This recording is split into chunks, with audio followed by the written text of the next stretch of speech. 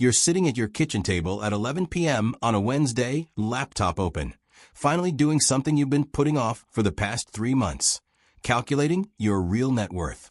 Not the rough estimate you keep in your head to feel comfortable, but the actual number. Assets minus debts, what you truly own minus what you actually owe. So you start adding everything up, your savings account, your 401k, your car, and whatever it's worth today, along with your student loans, and that credit card balance you've been almost paying off since 2021. Eventually, you arrive at a number.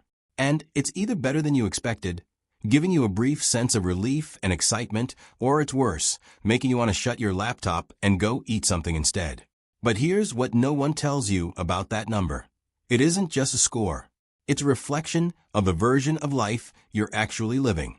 It determines whether a $900 car repair is just another Tuesday or a full-blown crisis.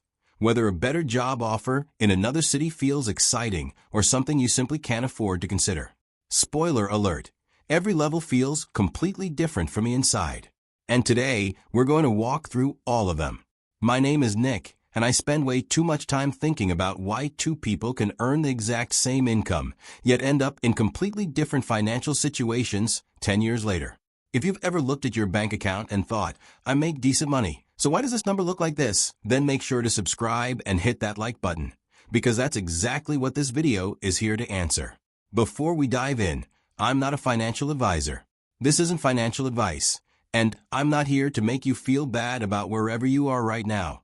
Every level comes with its own trap, and it's almost never the one you expect. So let's start at the bottom, where roughly 10 million American households are right now. Level 1, negative net worth.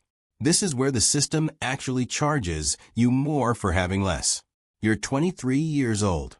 You graduated about 14 months ago and landed a job paying $38,000 a year, which initially felt like real money, until your first paycheck showed up and nearly half of it disappeared to federal taxes, state taxes, FICA, and a health insurance premium that somehow costs more than your phone bill. You're carrying $41,000 in student loans, another $2,200 on a credit card you originally opened for emergencies, which, in reality, has turned into something you rely on almost every month. And you've got $314 sitting in your checking account. Add it all together, and your net worth comes out to around negative $43,000. Welcome to Level 1. You might think being broke is already difficult enough, but the system doesn't stop there. It actually finds ways to make it harder, layering on extra costs just for being in that position. Even something as simple as an overdraft can hit you with a $26.77 fee. The average transaction that triggers an overdraft fee is about $24. So you tried to spend $24 you didn't quite have, and the bank charged you $27 just for letting it happen. In 2024, J.P. Morgan Chase alone collected over $1 billion in overdraft fees, not from wealthy customers, but from people who couldn't cover something as small as $24. And if things get tight enough that you turn to a payday loan, the numbers get even worse. The average APR is close to 400%.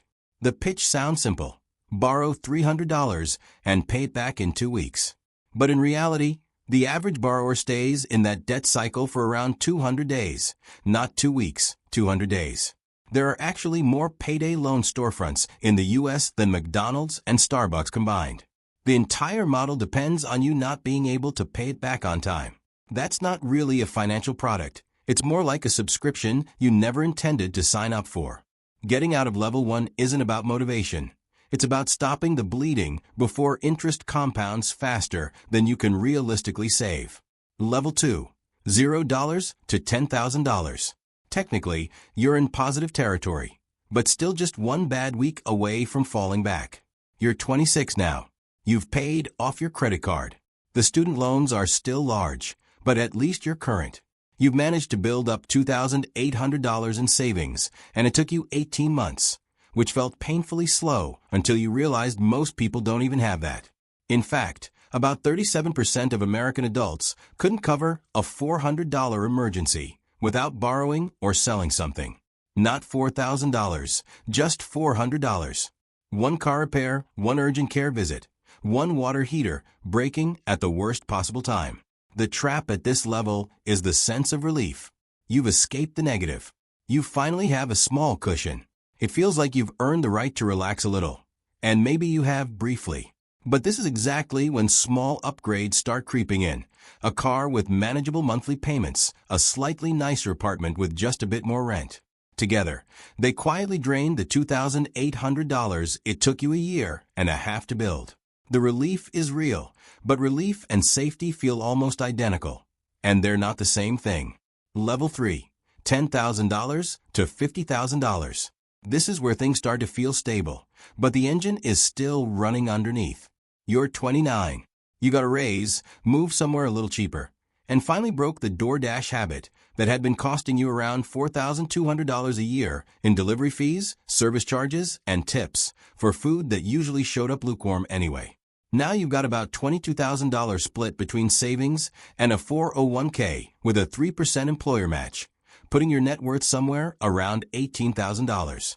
Positive net worth. Finally, it's real. But here's what most people at level 3 don't realize. The money still isn't doing much work for you yet. With $18,000 invested at a 7% return, your portfolio generated about $1,260 last year on its own. That's roughly 2 car payments. Compounding at this stage is like having an intern, technically contributing, but mostly just observing. You are still almost entirely the engine behind your progress. The trap here is leaving everything in a savings account earning 0.5%, while inflation quietly eats away at it at around 3%. Your money is basically sitting idle, while inflation slowly drains its value. The way forward is to start putting that money to work. Open a brokerage account, contribute to a Roth IRA, and make sure you're capturing your full employer match. That match, by the way, is the closest thing to a guaranteed 50 to 100% return you'll ever get. Everything else takes time. This one is essentially free money. Level 4, $50,000 to $100,000. The house and car squeeze. You're 33. You bought a home with a yard in a neighborhood that conveniently has a Trader Joe's within 15 minutes, which somehow felt essential. Your mortgage is $2,050 a month, and your car payment is $618 because your old car finally gave out and reliable now comes with a hefty price tag. Your 401k has grown to $61,000, and on paper, your net worth is around $74,000. From the outside, it looks like you've made it. But here's the reality behind the scenes. Your gross income is $78,000, and after taxes, your take-home pay is about $5,040 a month. Subtract the mortgage, $2,050, car payment, $618, car insurance, $194, student loans, $340, groceries, $700, utilities, $280, health insurance, $220, and gas, $160. And you're left with just $478 for the rest of the month. And that's before factoring in clothing, home maintenance, which should realistically be around $417 a month on a $500,000 house, and everything else life throws at you. The house doesn't care whether you budgeted for repairs or not. That remaining money also has to cover date nights, kids' activities, and the basic human need to occasionally do something beyond just getting by. Here's the kicker. While the average millionaire spends about 1% of their net worth on a car, households at this level often spend closer to 30%. That $618 per month car you financed likely lost $6,000 to $8,000 in value the moment you drove it off the lot. You didn't just buy a car, you paid for depreciation and interest at the same time. You financed a loss. The real trap at this level is believing you've arrived. The house, the car, the growing 401k, they all look like signs of success. But whether they actually represent wealth building or just a collection of expensive obligations depends entirely on what you do over the next 5 years. Level 5, $100,000 to $250,000. This is where it starts to feel like the hardest part is finally behind you. You're 38. You've been grinding for 15 years, and you finally crossed that $100,000 net worth milestone. You're sitting at around $127,000, spread across home equity, retirement accounts, and a brokerage account you probably check more often than you should. The growth still feels slow, and part of you wonders if you're doing something wrong, but you're not. As Charlie Munger once put it, something about personal finance sounds almost harsh until you actually see the math. The first $100,000 is a grind, but you have to get there. If you're saving $10,000 a year at a 7% return, reaching that first $100,000 takes about 7.8 years. The second $100,000 comes faster, around 5.1 years. By the time you're hitting your fifth $100,000, it takes less than 3 years. That first $100,000 consumes roughly 25% of your journey to $1 million, even though it only represents 10% of the end goal. At $30,000 invested, a 7% return gives you about $2,100 a year, barely enough to cover a month's rent. But at $500,000, that same 7% becomes $35,000 annually. Now your investments are covering groceries, utilities, car insurance, even your subscriptions, without you having to do anything. What once felt like an intern barely helping out has now turned into a full-time employee. The trap at this stage is that it starts to feel like you've made it. You get a promotion, your take-home pay increases by $900 a month, and within 6 months, your apartment is nicer, your car is upgraded, and somehow your savings rate is actually lower than before. That's lifestyle creep. It doesn't announce itself. It just quietly settles in and consumes every extra dollar, then waits patiently for your next raise to do it all over again. The way out is automation. Move your money before you ever see it.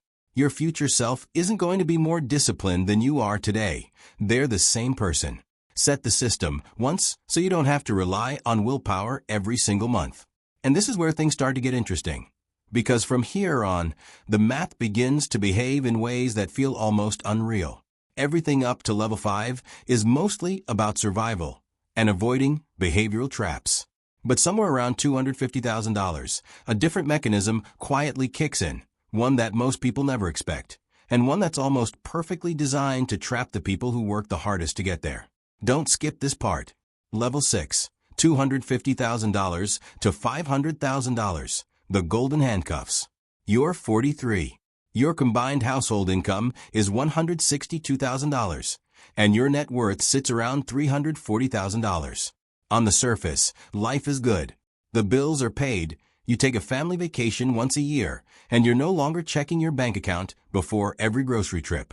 And yet, you still find yourself awake at 2 a.m., worrying about retirement. That might sound irrational until you actually run the numbers. At $340,000, applying the 4% rule gives you about $13,600 a year. That's not retirement income.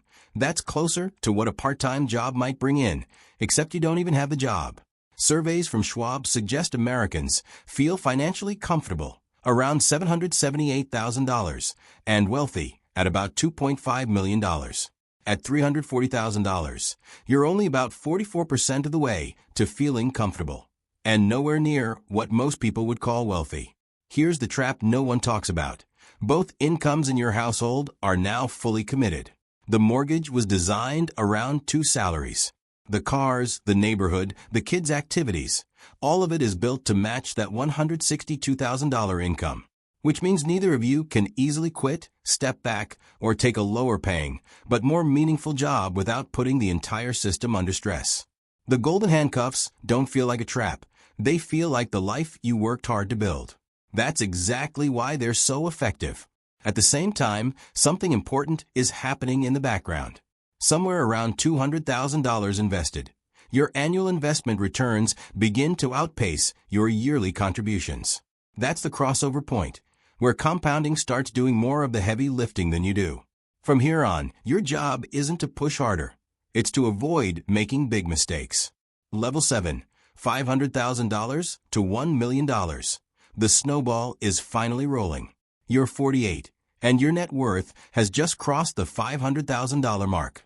You checked one morning, and there it was, the number quietly sitting there like it had always belonged. Your net worth crossed $500,000, and your first instinct was not excitement, but thinking, I probably shouldn't mention this to anyone at work. At $500,000 invested with an 8% return, your portfolio is generating around $40,000 a year.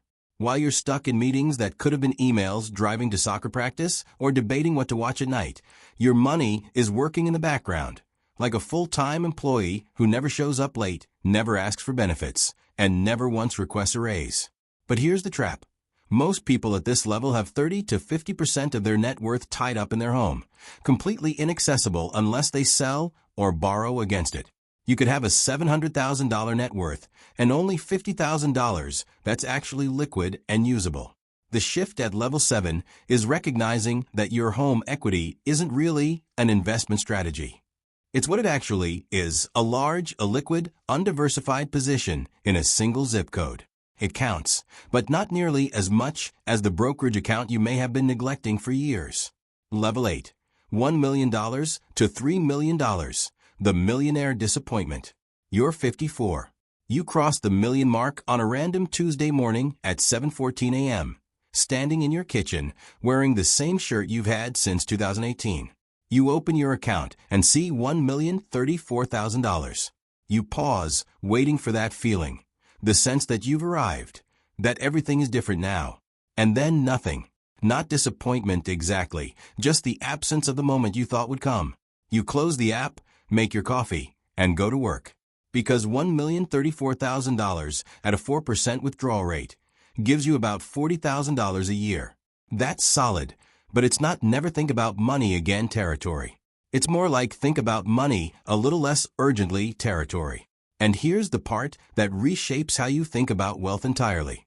A large study by Ramsey Solutions looked at over 10,000 millionaires and found the most common professions weren't flashy at all. Engineers, accountants, teachers, managers, and attorneys. Not startup founders or viral real estate investors, just consistent, steady careers. About 79% of them didn't receive any inheritance, and a third never earned six figures in a single year. What they did instead was simple, almost boring. They invested consistently over long periods of time, in steady places, and left it alone. No constant trading, no chasing trends. And their lifestyles reflect that. Around 61% of them drive practical cars, brands like Honda, Toyota, and Ford. The median price they paid for their most recent vehicle? $31,367. A used Camry, essentially. Meanwhile, about 86% of people driving luxury cars in America aren't millionaires. They just look like they are. The person actually building wealth is driving a 2019 Honda with 94,000 miles and a brokerage account that would make your eyes water. The one performing wealth is making $1,100 monthly payments on a truck they only use to commute to a desk job. From the outside, you'd guess wrong almost every time. The trap here is that the goalpost never stops moving. $1 million felt like enough until you got there. Now $3 million sounds more reasonable. Psychologists call this hedonic adaptation, and financially, it has quietly derailed more retirement plans than any market crash ever has. Level 9. $3 million to $10 million. This is where freedom actually starts to show up. You're 61, with a net worth of $4.2 million. You don't really say that number out loud because you've noticed it changes how people see you. At $4 million, the 4% rule gives you about $160,000 a year. Work is no longer something you have to do. It's something you can choose to do. Not if everything goes perfectly optional, but structurally optional. The kind where you could wake up on a random Wednesday and walk away. You stop checking your accounts every morning, not because you're avoiding them, but because you genuinely don't need to anymore. Your kid gets a job offer in another city, and instead of quietly calculating the financial impact, you just tell them to go for it. But the trap at this level is complexity disguised as sophistication. Suddenly, people in expensive suits start showing up with better opportunities. Hedge funds, private equity, alternative investments that require a glossary to understand. They'll tell you your simple index fund strategy worked to get you here, but now you need something more advanced. What that usually means is higher fees, less liquidity, and, after all those fees, often worse returns. Over a 10-year period, only about 10% of hedge funds consistently outperform a basic S&P 500 index. The boring strategy that got you here is probably still the right one, paying someone 2 and 20 just to learn that lesson the hard way is an expensive mistake. Level 10, $10 million and above. This is essentially a different world.